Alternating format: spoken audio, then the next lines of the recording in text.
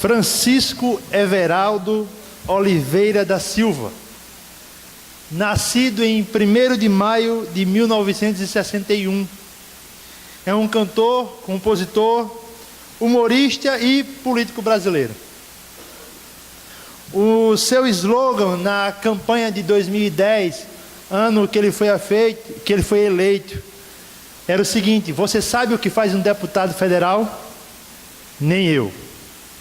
Vote em mim e me eleja que eu vou descobrir. O cidadão é conhecido como Tiririca. E teve impressionantes 1.348.295 votos. Foi eleito como o deputado federal mais votado em São Paulo naquele ano. Agora eu digo a você, uma pessoa que nem sabia o que ia fazer na Câmara Federal. Não é ilógico. Não é algo totalmente sem noção você eleger uma pessoa e essa pessoa não ter a mínima ideia do que vai fazer? E você, cristão? E você, eleito de Deus, sabe o que vai fazer nesse mundo, ou o que deve fazer como crente nesse mundo, ou está voando como este cidadão? O texto que nós leremos agora vai falar de uma igreja que tinha plena consciência do seu papel no mundo. Por isso eu peço que você me acompanhe na leitura em Atos capítulo 11, a partir do verso 19. Os que tinham sido dispersos por causa da perseguição desencadeada com a morte de Estevão chegaram até a Fenícia, Chipre e Antioquia, anunciando a mensagem apenas aos judeus. Alguns deles, todavia, cipriotas e sirineus, foram a Antioquia e começaram a falar também aos gregos, contando-lhe as boas novas a respeito do Senhor Jesus. A mão do Senhor estava com eles, e muitos creram e se converteram ao Senhor. Notícias desse fato chegaram aos ouvidos da igreja em Jerusalém, e eles enviaram Barnabé a Antioquia. Este, ali chegando, vendo a graça de Deus, ficou alegre e os animou a permanecer fiéis ao Senhor de todo o coração. Ele era um homem bom, cheio do Espírito Santo e de fé, e muitas pessoas foram acrescentadas ao Senhor. Então Barnabé foi a Tarso procurar Saulo, e quando o encontrou, levou-o para Antioquia. Assim, durante um ano inteiro, Barnabé e Saulo se reuniram com a igreja e ensinaram a muitos. Em Antioquia, os discípulos foram pela primeira vez chamados cristãos. Naqueles dias, alguns profetas desceram de Jerusalém para Antioquia. Um deles, Ágabo, levantou-se e pelo Espírito predisse que uma grande fome sobreviria a todo o mundo romano, o que aconteceu durante o reinado de Cláudio. Os discípulos, cada um segundo as suas possibilidades, decidiram providenciar ajuda para os cristãos que viviam na Judéia. E o fizeram, enviando suas ofertas aos presbíteros pelas mãos de Barnabé e Saulo. Vamos orar, irmãos?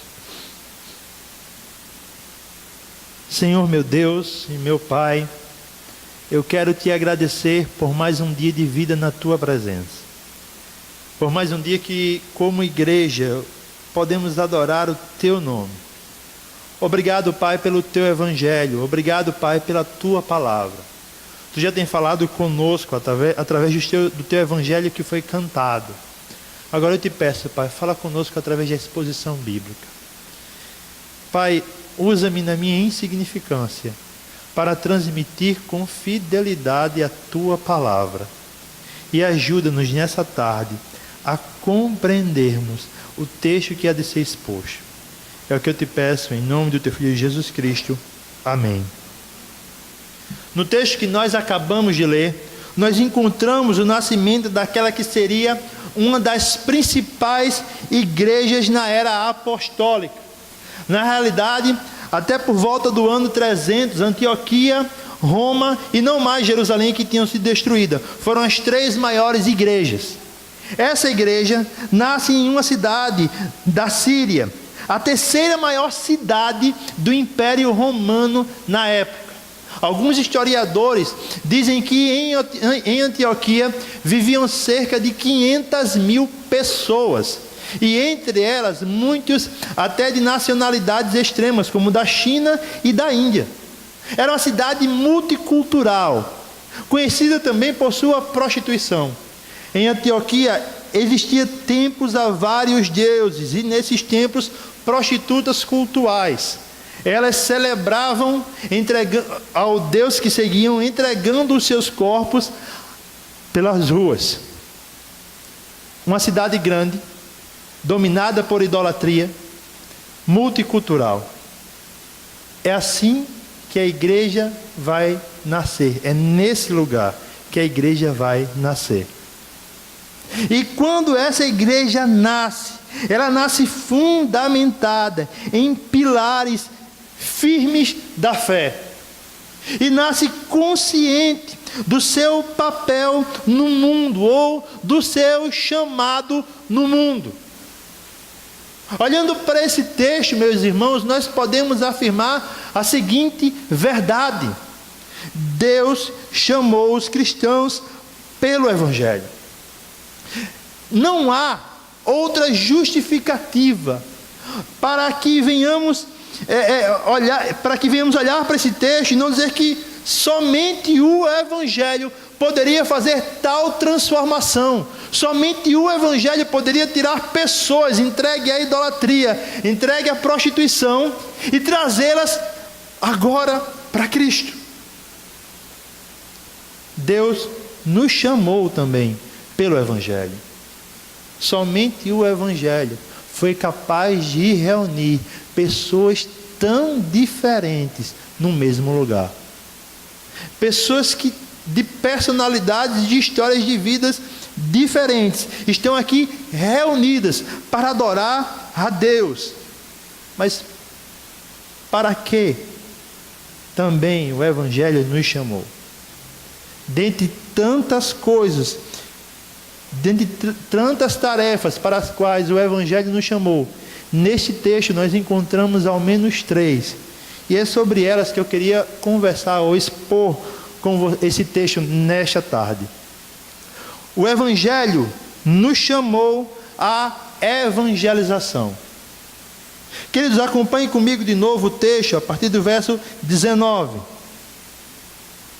Os que tinham sido dispersos por causa da perseguição desencadeada com a morte de Estevão, chegaram até a Fenícia, Chipre e Antioquia, anunciando a mensagem apenas aos judeus.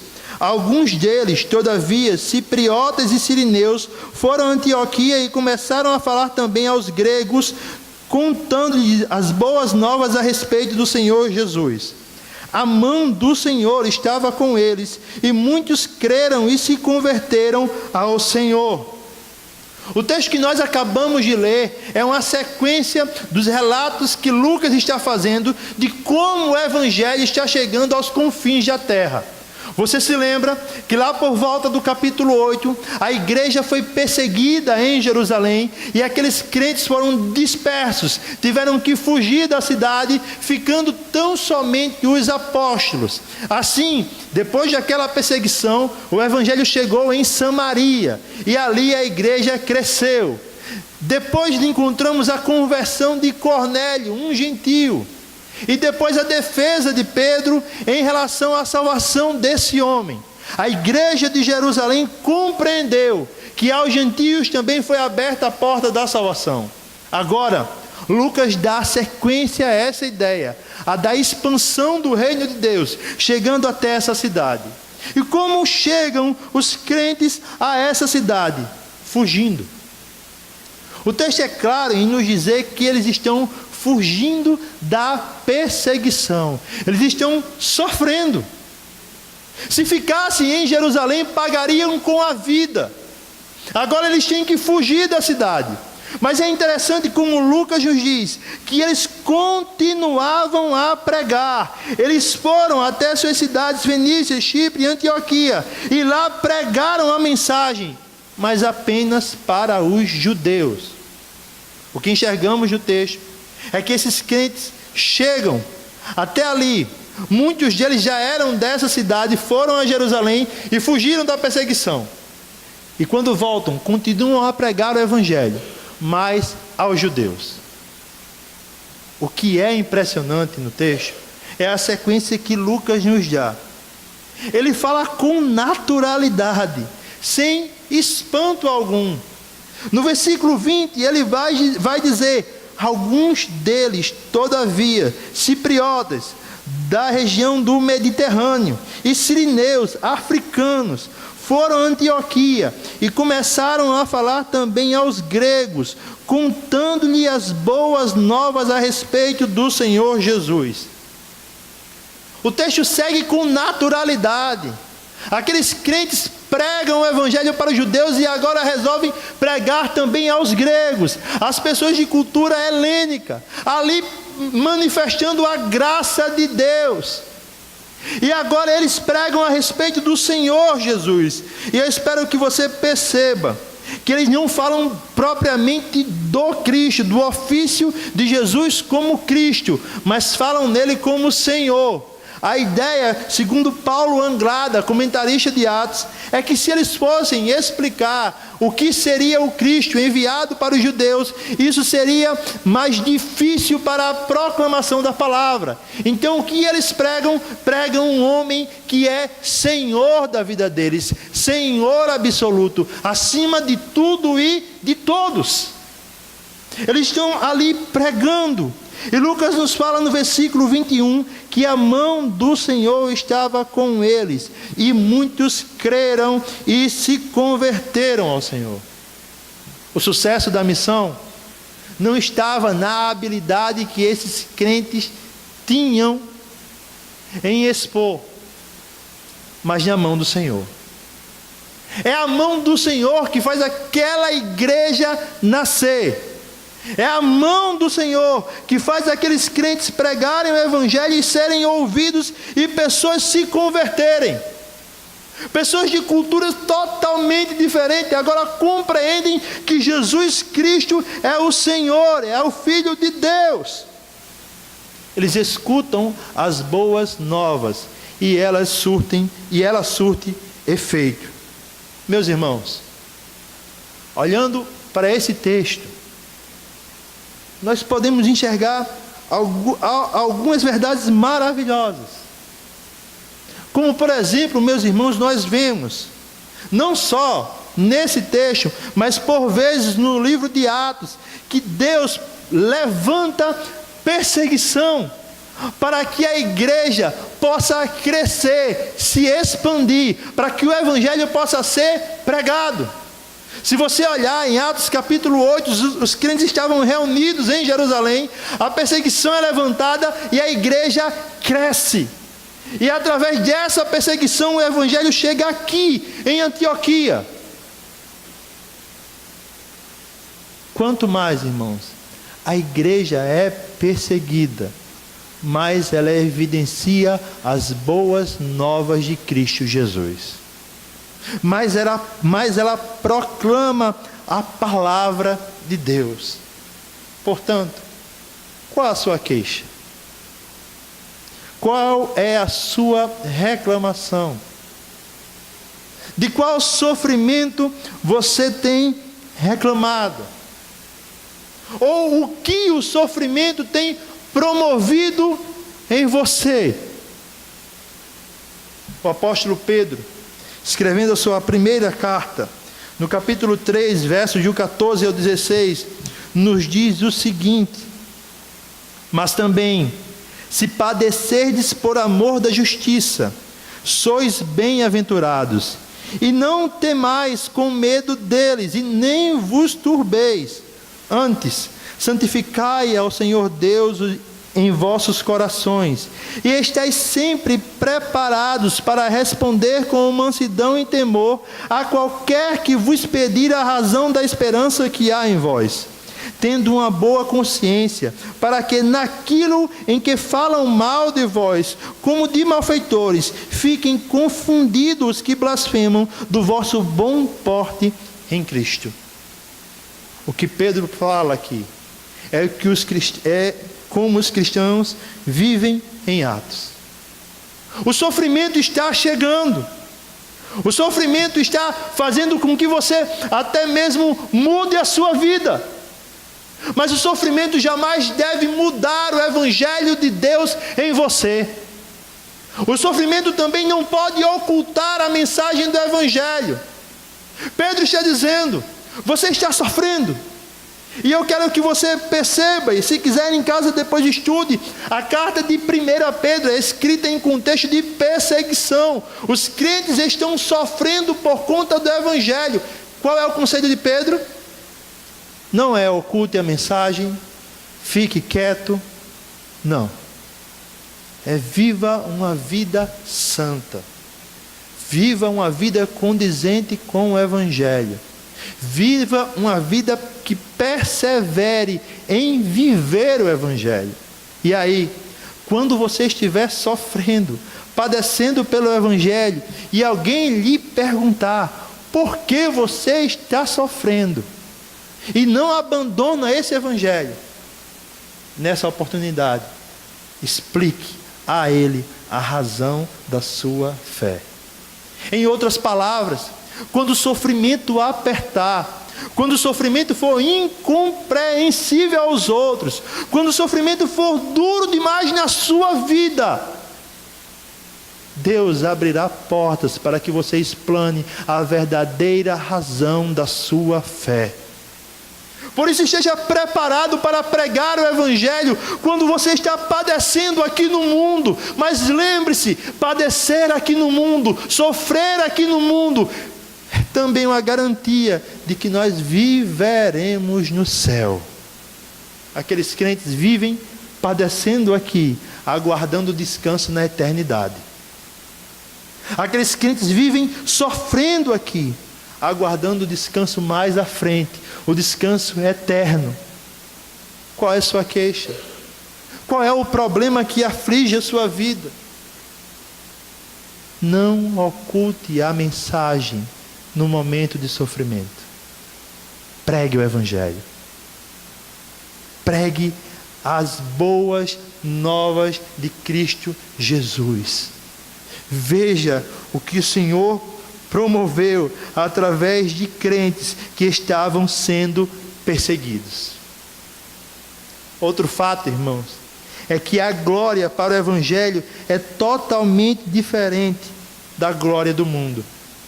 Eu queria que você citasse o nome de um dos fundadores da igreja de Antioquia. Sabe o que Lucas diz? Alguns deles, alguns dos cristãos, alguns dos crentes, cipriotas e sirineus, africanos e do Oriente Médio, resolvem pregar o Evangelho, e a mão do Senhor está com eles. Não há aqui a informação de quem fundou a igreja. O que nós vemos aqui é que Deus se propõe a usar cada crente para a glória do seu nome. Por isso, no Evangelho, tudo é diferente. Você vai para o mundo, e aí você tem uma apresentação para fazer no seu trabalho. O que é que você faz? Você faz os melhores slides no PowerPoint. Você se prepara, coloca a sua melhor roupa, e ali você está pronto. Para quê? Para no final ouvir um parabéns, muito bem, você fez um ótimo trabalho. No Evangelho nós não encontramos o parabéns terreno. No Evangelho nós encontramos a certeza de que estamos glorificando a Deus. Você já viu o time de futebol? Em 1997, o Vasco foi campeão brasileiro. Tempo bom que não volta mais. Bem, se você perguntar a qualquer vascaíno, não são muitos, mas existem, e perguntar como foi aquele título, ele vai dizer apenas um nome: Edmundo. Edmundo fez 29 gols naquele campeonato. Ele fez 6 gols em uma partida. Ele era o camisa 10. Os olhos da imprensa não estavam na zaga, no goleiro ou no meio campo, estavam em Edmundo. Ele era a pessoa em evidência. Ele era o camisa 10. No evangelho, na igreja, não tem camisa 10. Não tem aquele que está em evidência. Não tem aquele que é o craque do time. Na realidade, como diz Heber Campos Júnior, na igreja todos são pernas de pau. O sucesso está no técnico. O sucesso está naquele que comanda a igreja. O sucesso está no Cristo que governa a sua igreja. Ele diz: vá lá para Samaria e pregue. E sabe o que acontece? O time ganha. Ele diz: vá lá para Antioquia. Você, o jogador mais desconhecido, o menino da base, vá lá para Antioquia e pregue o evangelho. Sabe o que acontece? O time ganha. Um texto que nós não observamos e por vezes interpretamos errado é aquele quando Jesus diz: as portas do inferno não prevalecerão contra a igreja. E nós por vezes interpretamos: quando o inferno vier, nós resistiremos. Mas repare, ninguém ataca com porta. Você já viu algum reino atacar com porta? Vamos meter porta no povo. Não. Qual é a ideia do texto? Quando a igreja avança, as portas do inferno caem. Quando a igreja avança, a igreja prevalece. Quando a igreja avança, a igreja vence. E por vezes nós pensamos que a igreja não está vencendo, mas eu quero dizer a você, nesse momento, nós estamos vencendo a batalha, porque Cristo está à nossa frente. Sabe onde a igreja mais cresce? Em países perseguidos, em países que é crime manifestar a fé, em países como a Índia, que tem um lugar no norte da Índia chamado como o lugar mais escuro da terra. Por quê? Porque lá não há uma igreja plantada. Missionários desenvolvem um trabalho ainda que no 1 a 1. Sabe o que me consola, irmãos? Naquele grande dia, existirão pessoas dessa tribo. Porque a Bíblia nos garante que toda tribo, língua, povo e nação estarão diante do trono do Cordeiro. E sabe o que é melhor? Que o sucesso não está em nossas mãos. O sucesso desce dos céus. Porque é isso que o texto nos mostra. É isso que o texto evidencia no versículo de número 21. A mão do Senhor estava com eles, e muitos creram e se converteram ao Senhor. Meu irmão, sabe qual é o nosso papel? É evangelizar. Por vezes, nós encontramos pessoas aflitas porque não tiveram sucesso em sua pregação. E muitos pensam que sucesso em pregação são almas convertidas. Eu quero dizer a você, sucesso na pregação é pregar biblicamente. O efeito da pregação, quem garante é o Senhor. Então pregue, meu irmão. Pregue. Evangelize. Use as oportunidades que você tem no seu dia a dia. Use as conversas que você tem no seu dia a dia para pregar o Evangelho, para proclamar as boas novas do Senhor. E tenha certeza, aonde o Senhor colocar a sua mão, ali a igreja prosperará. Deus nos chamou, meu irmão. O Evangelho nos chamou. Nós fomos chamados pelo Evangelho também para o discipulado. Acompanhe comigo a partir do verso 22. Notícias desse fato chegaram aos ouvidos da igreja em Jerusalém, e eles enviaram Barnabé a Antioquia. Este, ali chegando e vendo a graça de Deus, ficou alegre e os animou a permanecer fiéis ao Senhor de todo o coração. Ele era um homem bom, cheio do Espírito Santo e de fé, e muitas pessoas foram acrescentadas ao Senhor. Então Barnabé foi a Tarso procurar Saulo, e quando o encontrou, levou-o para Antioquia. Assim, durante um ano inteiro, Barnabé e Saulo se reuniram com a igreja e ensinaram a muitos. Em Antioquia, os discípulos foram pela primeira vez chamados cristãos. Mais uma vez, a igreja de Jerusalém segue o seu padrão. Quando ela soube que samaritanos haviam se convertido ao Senhor, ela envia Pedro e João para verificar o que está acontecendo. Quando a história de Cornélio é conhecida, a igreja chama Pedro para justificar porque ele batizou um gentio. E ali Pedro defende a obra de Deus na vida de Cornélio.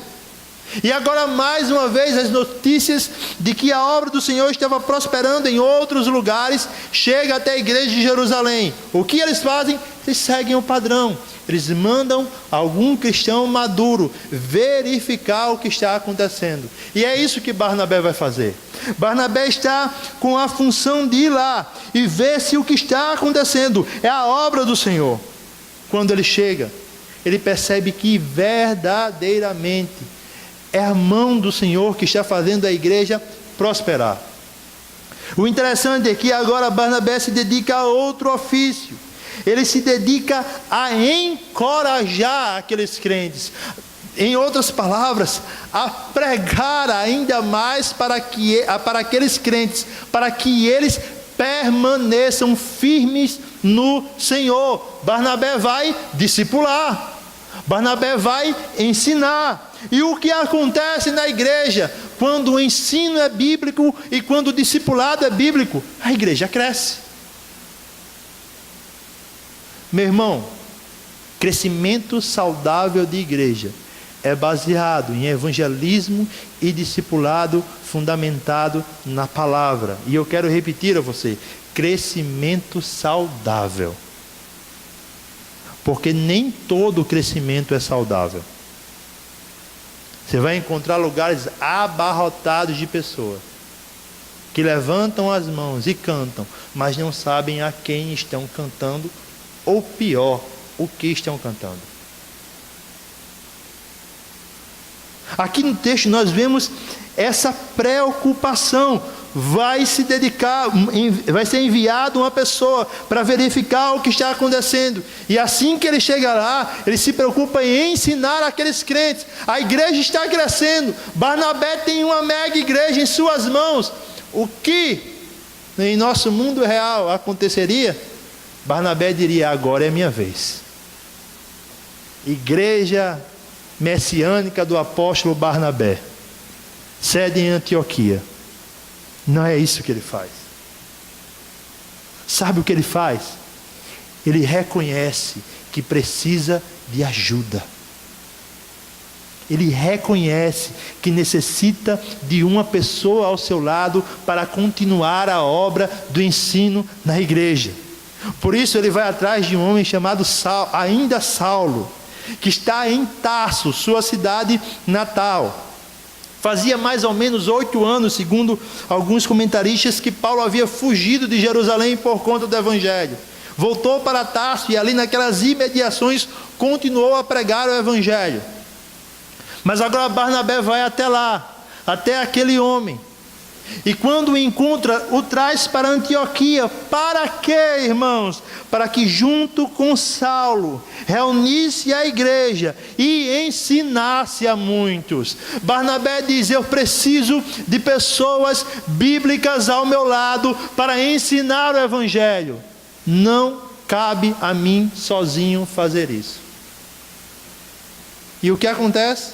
Mais uma vez, Lucas evidencia. Em Antioquia, os discípulos foram pela primeira vez chamados cristãos. Eles ensinaram tão bem aquela igreja, discipularam tão bem aquela igreja, que a cidade batizou, digamos assim, aqueles seguidores, aqueles discípulos de cristãos. Eles são de Cristo. O que nós aprendemos, irmãos? O que nós aprendemos com esse homem chamado Barnabé é que nós não fomos chamados para sermos meros espectadores da fé. Nenhum crente, irmãos, pode achar que depois de convertido é para sentar na igreja e glorificar de pé. Não. Não foi para isso que Deus nos chamou. Nós vemos aqui no texto e podemos enxergar que a nossa tarefa está em discipular pessoas. Eita, gaguejei agora. Em investir na vida de pessoas. Eu e você temos essa tarefa, meu irmão. Nós não podemos cruzar os braços e também não podemos usar uma desculpa muito bonita, mas não bíblica. Sabe qual é? Olha, eu ultimamente não estou discipulando ninguém, mas eu estou investindo na vida de um discipulador. Eu estou contribuindo para que Deus use aquele homem em sua obra. E grande vai ser a obra que Deus vai fazer através desse homem. Mas eu não. Ótimo. Investir em pessoas é bíblico. Mas isso não tira de você a responsabilidade, meu irmão, de discipular. Você tem que se dedicar a pessoas e a ensiná-las o caminho da lei de Deus. Você tem que se dedicar a pessoas e ensiná-las o proceder cristão correto. E isso dará trabalho a você, muito trabalho. Mas é o que o Mestre nos mandou fazer: investir em pessoas que dão trabalho. Paul Tripp vai dizer que se envolver com pecadores é também se envolver com os pecados da pessoa. Ele diz: não adianta você passar ou brincar perto de uma poça de lama e pensar que não pode se melar. Você vai se sujar, irmãos, com os defeitos dos outros. Eles provocarão até mesmo impaciência em você. Mas a nossa tarefa é em investir em pessoas. Quanto tempo você tem gastado em discipulado, meu irmão? Há aqueles que usam outra justificativa e dizem: é complicado demais, Antônio, eu tenho que fazer um curso, eu tenho que ler 3, 4 livros para começar a discipular. Meus irmãos, observe o texto. Sabe o que é necessário para você discipular pessoas? Primeiramente, seja uma pessoa que viva o Evangelho. Lucas diz que Barnabé era alguém bom. Essa ideia de bondade é alguém que vive o que prega. E também era alguém cheio do Espírito Santo. O que eu e você precisamos para discipular pessoas é a Bíblia na mão e uma vida cheia do Espírito Santo de Deus. Será que você não pode compartilhar com um irmão seu um texto sagrado? Será que você não pode tirar a verdade de um texto sagrado sentado à mesa com outro irmão? Mas eu repito, isso dará trabalho. Mas no que você quer ser cobrado diante do Cordeiro de Deus naquele grande dia?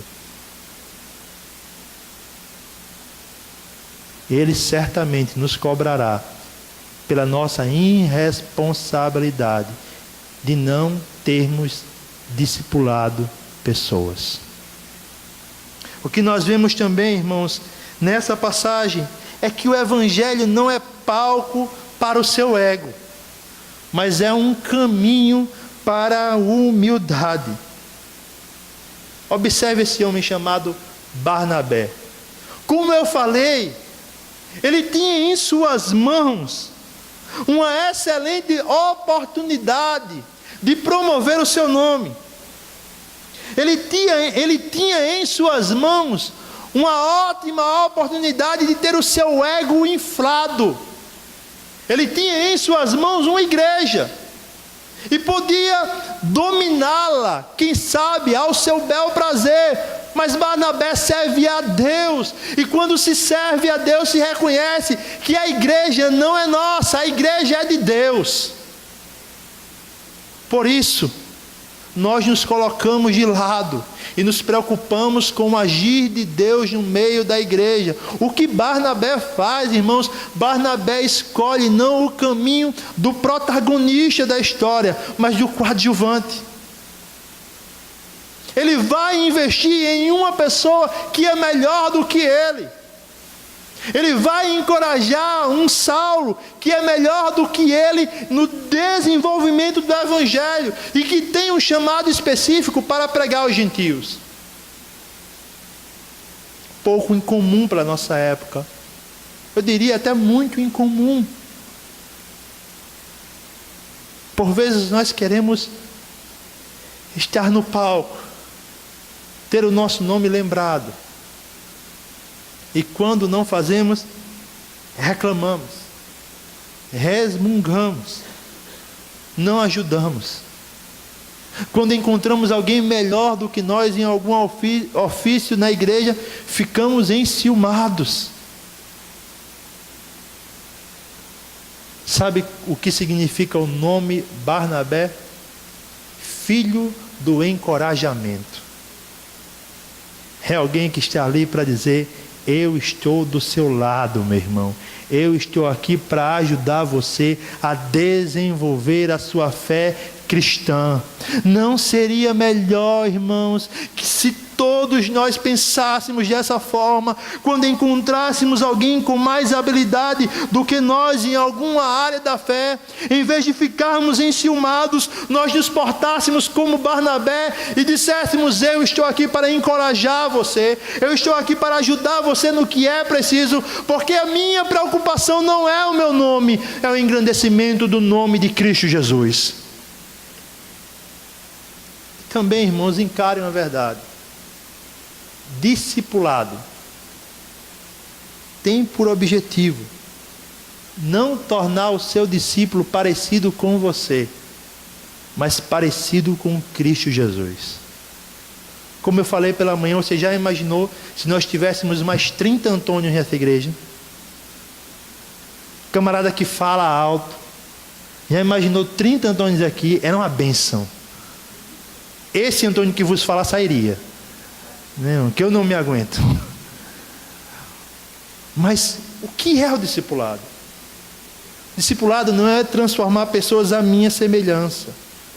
Não é o procurar em pessoas características que possam se parecer mais comigo. Não é investir para que uma pessoa tenha as minhas habilidades. Não. Eu invisto, eu ensino, para que a pessoa possa se parecer cada vez mais com Cristo. Os crentes em Antioquia não ficaram conhecidos como os da turma de Barnabé. Não ficaram conhecidos como os alunos de Paulo. Ficaram conhecidos como cristãos. Eles seguem a Cristo. Por isso, meu irmão, tire o seu ego do discipulado. Tire sua sede por poder do discipulado. E centralize o seu discipulado em Cristo Jesus. Por fim, queridos, nós fomos chamados pelo Evangelho também para a misericórdia. O texto vai nos dizer a partir do verso 27.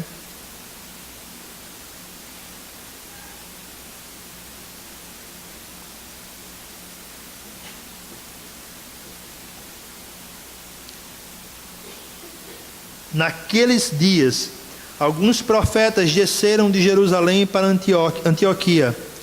Um deles, Ágabo, levantou-se e pelo Espírito predisse que uma grande fome sobreviria a todo o mundo romano. o que aconteceu durante o reinado de Cláudio. Os discípulos, cada um segundo as suas possibilidades, decidiram providenciar ajuda para os irmãos que viviam na Judéia.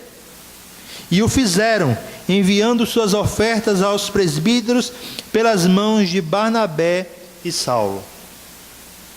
Nós percebemos nesse texto que existia uma classe de homens na igreja que recebiam o dom de profecia.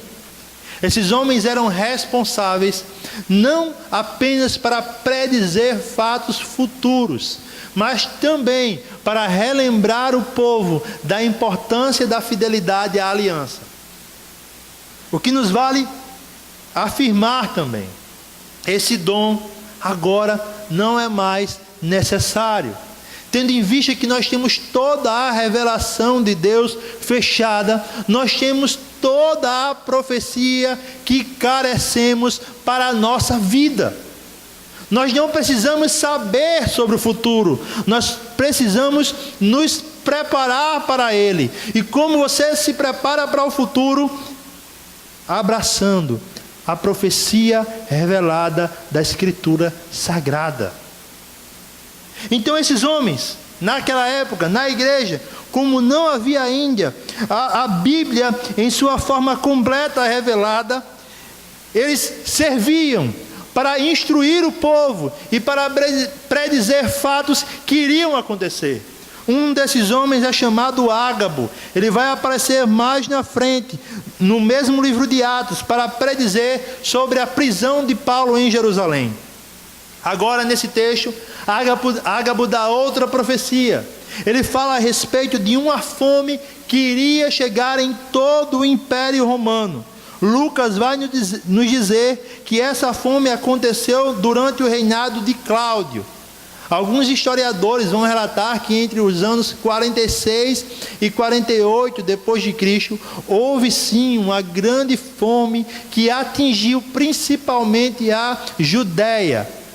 Alguns historiadores, esses mesmos historiadores também vão dizer que pessoas morreram de fome em Jerusalém.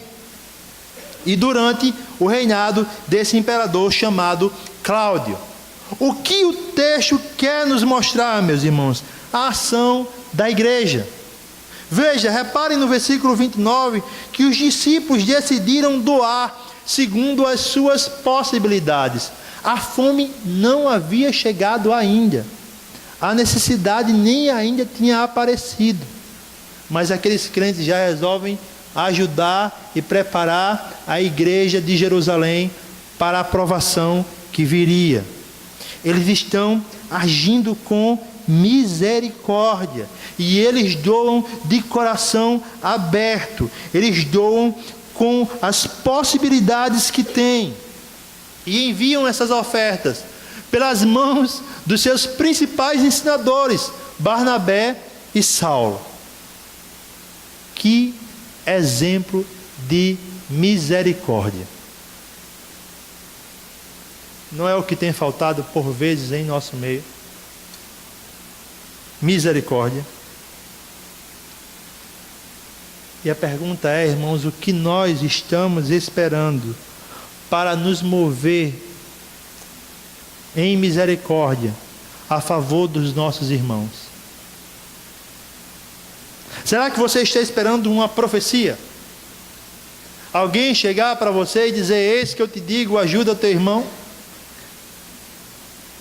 Ou quem sabe você esteja esperando um milagre, um sonho, que revele que você tem que ajudar o irmão que está passando necessidade. Ou quem sabe você quer olhar de repente para as nuvens do céu e ver nelas a mensagem: ajuda o teu próximo. Querido, eu quero frustrar você e dizer que isso não vai acontecer. Deus pode direcionar sim o seu coração a algumas pessoas, mas nesse aspecto, da forma que eu falei, não vai acontecer. Sabe por quê? Porque a revelação já nos foi dada. Acompanhe comigo o texto de Tiago, capítulo 2, versículo 15 a 16, que diz o seguinte: Se um irmão ou irmã estiver necessitado de roupas e de alimento de cada dia, e um de vocês lhe disser: vá em paz, aqueça-se e alimente-se até satisfazer-se, sem porém lhe dar nada, do que adianta isso? Você já imaginou? Ágabo profetizou. Ágabo disse: olha, vai acontecer uma grande fome em todo o Império Romano. Já imaginou se a igreja de Antioquia simplesmente dissesse que eles passem por essa provação com fé? Que Deus os ajude. Não é esse o padrão. O padrão, irmãos, da ajuda na igreja, que você vai observar em todo o texto sagrado, é: cuide dos de casa primeiro. Em outras palavras, toda a ajuda da igreja deve se direcionar em primeiro lugar aos da fé. Nós temos que cuidar do povo. Nós temos que cuidar do nosso povo. E o mandamento já está exposto. O que nós estamos esperando? O que nós estamos esperando para nos mover em misericórdia àquele que tem necessidade? O que nós estamos esperando para nos movermos em misericórdia àqueles que estão plantando igrejas em lugares difíceis? Aos plantadores da nossa igreja. Felipe e Carol em Serra Branca, Lucas em Mamanguape, Levi e Bruna em Guiné-Bissau. Se você não fez nada ainda, o que você está esperando? Se o texto sagrado já diz: faça. Se o texto sagrado já diz: você deve agir. Eu quero dizer a você que o discurso é ótimo. Dizer que temos pessoas em outros lugares pregando o Evangelho é ótimo. Mas se você não faz nada, o seu discurso são meras palavras, jogadas ao vento, sem efeito algum. O que você está esperando, irmãos, meu irmão, para se mover? O que você está esperando? Talvez exista um problema maior no seu coração. Talvez exista um ídolo no seu coração, o ídolo do amor próprio. E quando nós nos amamos, nós esquecemos que devemos agir em misericórdia para o outro, e edificamos o nosso próprio altar no nosso coração. Então tudo é para mim, porque eu mereço, porque eu sou importante, porque eu preciso sentir isso, porque eu preciso me satisfazer com essa necessidade.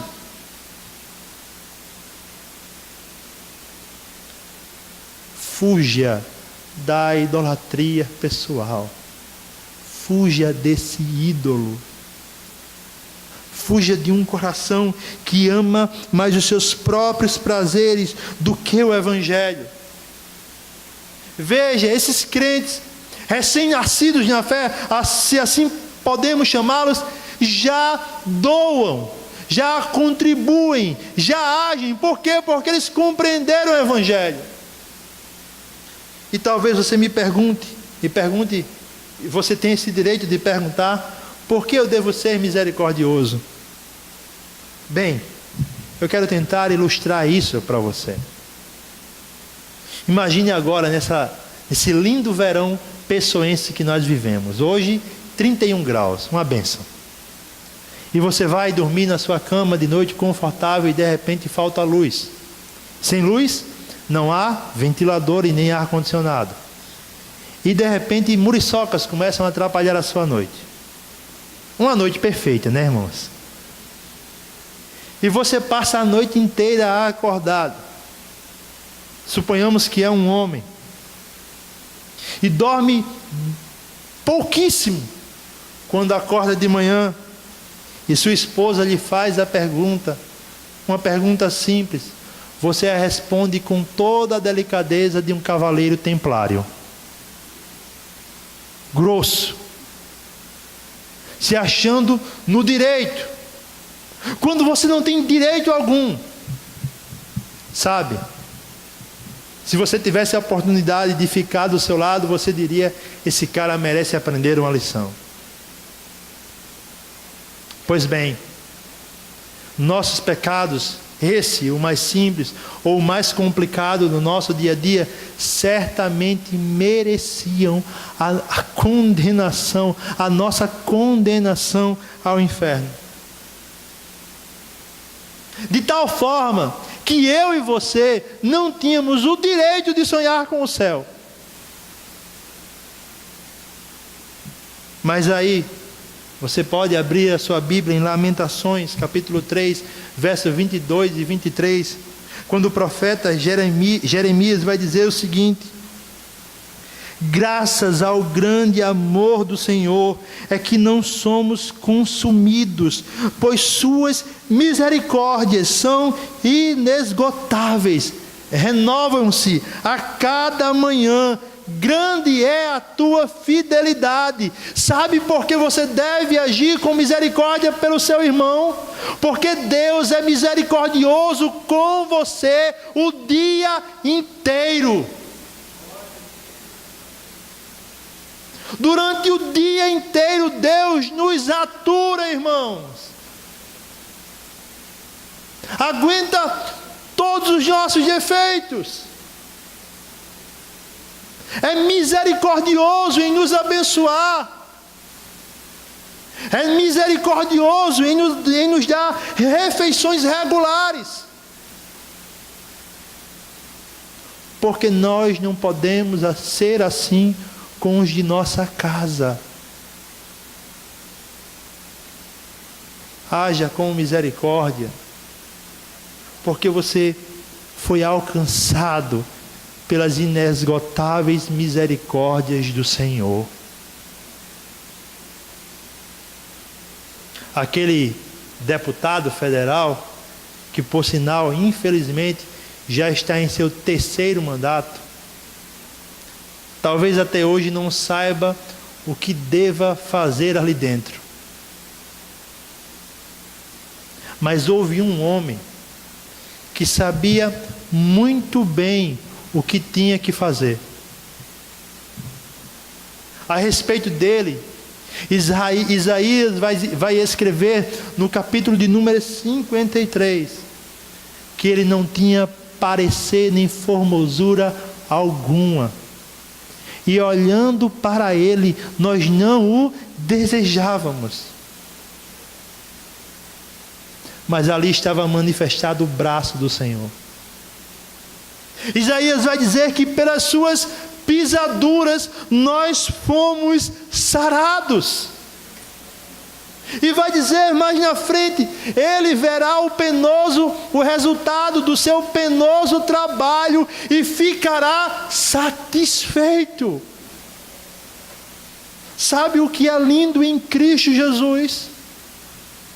Ele está padecendo na cruz, vertendo o seu sangue para salvar pecadores, mas ao mesmo tempo ele olha para frente e vê a sua igreja e fica satisfeito.